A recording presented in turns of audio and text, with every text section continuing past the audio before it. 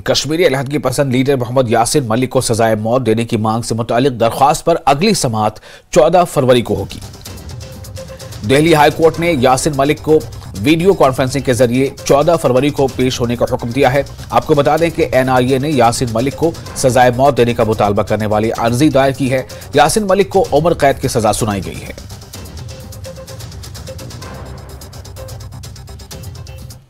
डोडा police ने एक online धोखाबाज को अजमेर राजस्थान से गिरफ्तार किया है। डोडा पुलिस की तरफ से जारी करदा बयान में बताया गया है कि डोडा पुलिस ने अजमेर राजस्थान से एक ऑनलाइन धोखाबाज को गिरफ्तार किया गया। वो 11 लाख से ज्यादा रकम की ऑनलाइन धोखाधड़ी के इल्जाम में एक केस के सिलसिले में मतलूब था। वो पुलिस स्टेशन डोडा में दर्ज मुकदमे में मतलूब था। कास्तीगढ़ डोडा के एक सरकारी टीचर को ऑनलाइन धोखा देने के इल्जाम में इसे गिरफ्तार किया गया है।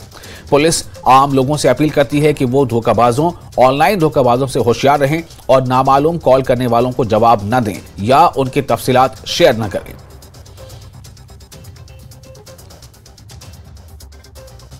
शौकत अली जी ये कास्तीगढ़ के रहने वाले हैं। इन्होंने पुलिस स्टेशन डोडा में एक कंप्लेंट फाइल की कि मेरी दोस्ती एक फेसबुक पे एक शाहरुख नूर मोहम्मद के नाम से हुई, जो कि झुंझुनू का रहने वाला है, राजस्थान का, और अजमेर में रहता है। उसने अपने आप को पीर बताया।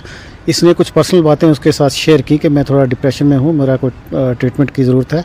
उसने कहा कि मुझे आप पैसे भेजो और मैं जो है ब्लैक मैजिक है आपको, तो ब्लैक मैजिक का ट्रीटमेंट करूँगा मैं। तो इसने पैसे जो है उसके अकाउंट में डालना, ट्रांसफ़र करना शुरू कर दिए। इसी तरह वो डिफरेंट वक्त में कुछ किस्तें ये भेजता रहा।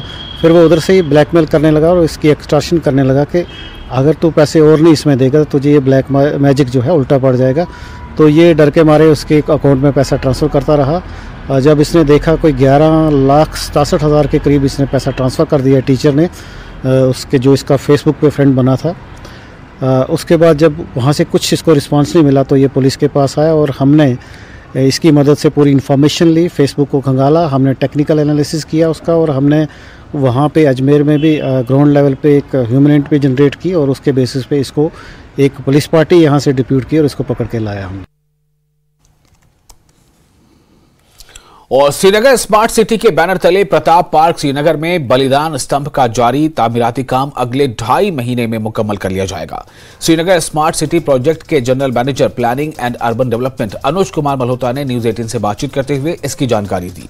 ये तमाम फौजी और नीम फौजी दस्तों के तमाम फौजों के तई हिंदुस्तानी अवाम का शुक्रिया अदा करना है, जिन्होंने हमारे मुल्क की हिफाजत के लिए अपनी कीमती जानें दी हैं।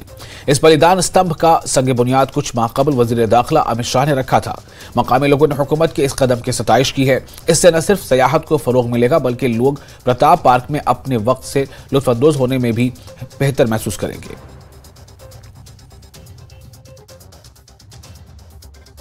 हम लोग एक बहुत ही इम्पोर्टेंट स्ट्रक्चर बना रहे हैं विच इज़ जैसे आपने उसका नाम बताया, इट इज़ बलिदान स्तंभ।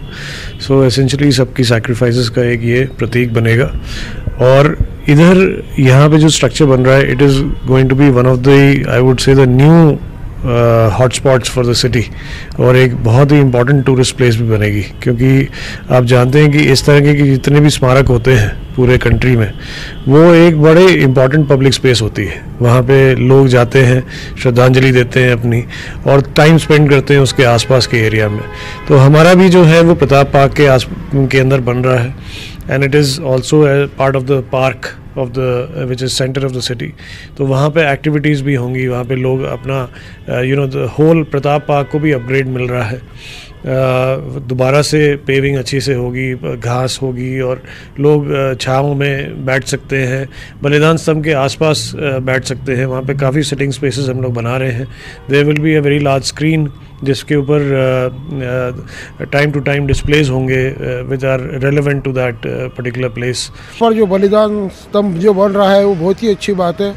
यहाँ पर हर जगह, हर स्टेट से लोग आते हैं, और ये लाल चौक ऐसी जगह है, ये यहाँ पर सब पर्यटक आकर विज़िट देते हैं। तो सभी स्टेट के जो लोग आएंगे उनको उनके बारे में अपने जो बलिदान किया अपने देश के लिए, उसके लिए उनको माहिती मिलेंगी, और बहुत अच्छी बात है यहाँ बलिदान स्तंभ बनने को ना। यहाँ पे जो बलिदान स्तंभ बन रहा है, और क्योंकि ये टूरिस्ट एरिया है तो लोग यहाँ घूमने आते हैं, तो वो यहाँ पे आएंगे, बलिदान स्तंभ विजिट करेंगे, तो ये बहुत अच्छी बात है कि यहाँ पे बन रहा है। जिन्होंने बलिदान दिया है उनको देखेंगे और उनको याद करेंगे, तो ये अच्छी बात है। बलिदान स्तंभ बन रहा है, ये बहुत अच्छा है क्योंकि जिन लोगों ने बलिदान दिया उनको याद रखेंगे सब, और विज़िट करना चाहिए सबको, बहुत ही अच्छा है।